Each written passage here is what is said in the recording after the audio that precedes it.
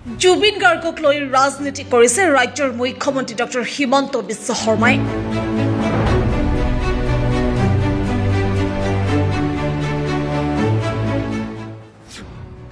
জুবিনৰ জন্মদিনৰ দিনটোত ৰাজনীতি কৰিবলৈ লণ্ডনৰ পৰা ঘূৰি আহিছিল হিমন্ত বিশ্ব শৰ্মা।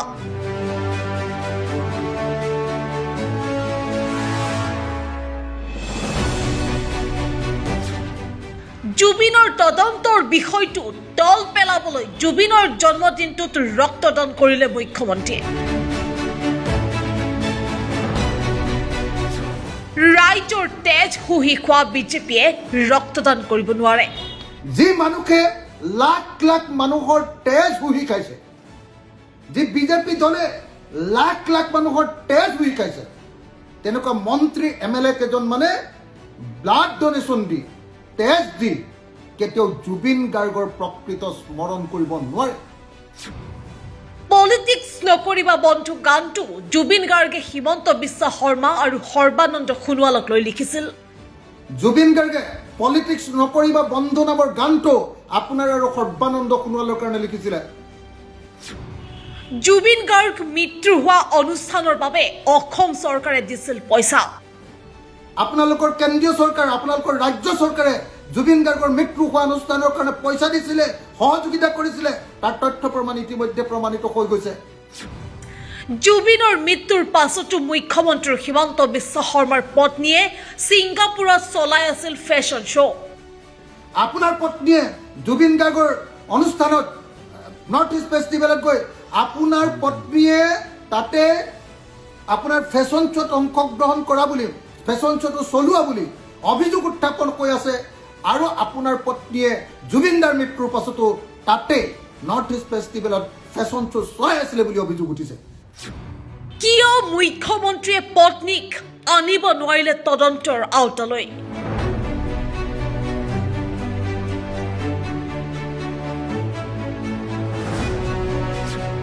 এনেদৰে এতিয়া মহাবিস্ফোৰণ ঘটাইছে অখিল গগৈয়ে।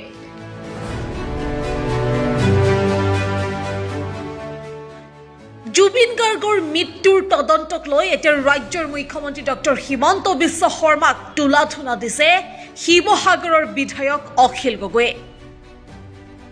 জুবিন গাৰ্গৰ জন্মদিনৰ দিনটোত ৰাজ্যৰ মুখ্যমন্ত্ৰী ডক্টৰ হিমন্ত বিশ্ব শৰ্মাই ৰক্তদান কৰিছিল।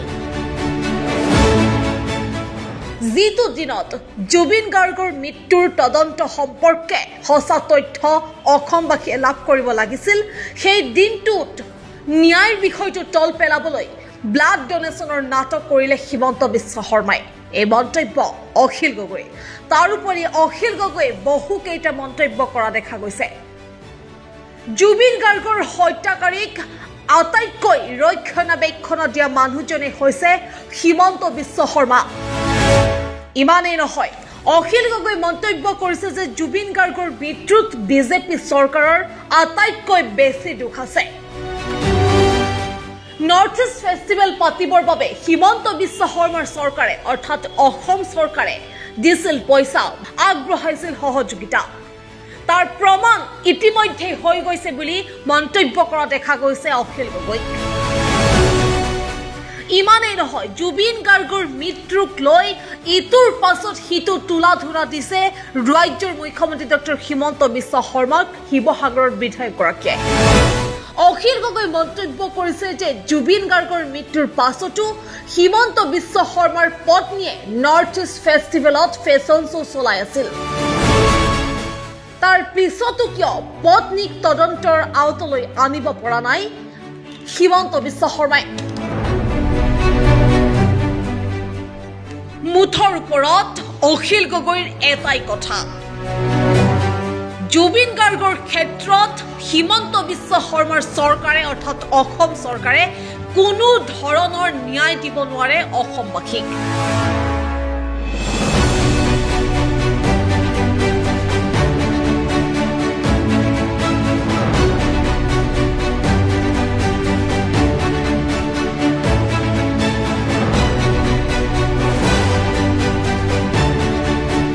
জন্ম সময়ত ৰাতি 12 বজাৰ পাছত মই আছিলোঁ ফ্লাইটত, দিল্লীৰ পৰা বম্বে অভিমুখী ফ্লাইটত। ৰাতি 2 বজাত মই আহি বম্বে পাইছোহি হোটেলত সোমাইছো আৰু আপোনালোকে দেখিছে যে মই যেতিয়াই এয়াৰপোৰ্টত সুবিধা পাইছো তেতিয়াই জুবিন গাৰ্গৰ প্ৰতি শ্ৰদ্ধাঞ্জলি জনাইছো আপোনালোকে মোৰ ফেচবুক চাওক আপোনালোকে মোৰ টুইটাৰ চাওক আপোনালোকে সকলোতে দেখিবলৈ পাব যে ৰাতি 12টা বজাৰ পাছতে মই কেনেকৈ জুবিন গাৰ্গক জন্মদিনৰ শুভেচ্ছা জ্ঞাপন কৰিছো জুবিন গাৰ্গ আমাৰ অন্তৰত আছে জুবিন গাৰ্গক লৈ আমি ৰাজনীতি নকৰো জুবিন গাৰ্গক লৈ ৰাজনীতি কৰে হিমন্ত বিশ্ব শৰ্মা হতে হিমন্ত বিশ্ব শৰ্মা হতে সিংগাপুৰৰ কি কয় আপোনাৰ লণ্ডনৰ পৰা ঘূৰি আহিছে জুবিন গাৰ্গক লৈ ৰাজনীতি কৰিবৰ কাৰণে কি ৰাজনীতি কৰিছে যি সময়ত আমি সকলোৱে ভাবি আছিলো যে জন্মদিনৰ দিনা জুবিন গাৰ্গৰ মৃত্যু সম্পৰ্কে আমি সঁচা তথ্য লাভ কৰিম আমি যিদিনা ভাবি আছিলো যে সেইদিনা জুবিন গাৰ্গৰ ন্যায়ৰ কাৰণে এটা মাইলৰ খুঁটি হ'ব সেইদিনা হিমন্ত বিশ্ব শৰ্মাই জুবিন গাৰ্গৰ মৃত্যুৰ প্ৰকৃত ৰহস্য উদ্ঘাটন নকৰি